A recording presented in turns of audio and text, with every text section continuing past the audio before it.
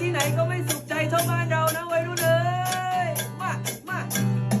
อยู่บ้านเรายามหนาวก็หนาวแค่เพียงกายข้างกองไฟ